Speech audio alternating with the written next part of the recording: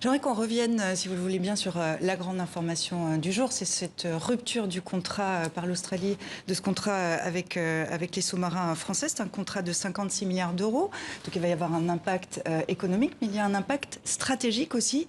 Est-ce qu'en filigrane, il faut comprendre que la France n'est plus stratégique, nécessaire à la stabilité de cette région-là, qui est dominée par la Chine? Non, la France a toute sa place, et de toute façon, on y est.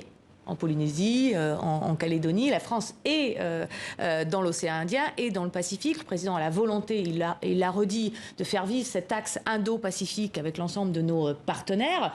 Ça questionne, le positionnement là de l'Australie questionne, ne remet pas en cause l'ensemble des autres programmes et actions que nous avons en commun. Donc cette stratégie géopolitique mise en place et annoncée par le président de la République a peut-être encore plus de raisons aujourd'hui qu'hier, notamment avec cette nouvelle qui est une nouvelle dramatique d'ailleurs. Avec qui va-t-on discuter mais nous continuerons à discuter avec l'Australie, comme avec le Japon, comme avec l'Inde, sur l'ensemble de cet axe, comme avec d'ailleurs l'Indonésie, qui est le plus grand archipel mondial et qui a son rôle aussi à jouer comme pilier. C'est un peu surprenant. Il y a quelques semaines, quelques jours, le président de la République recevait le Premier ministre australien. Il ne lui a pas dit ?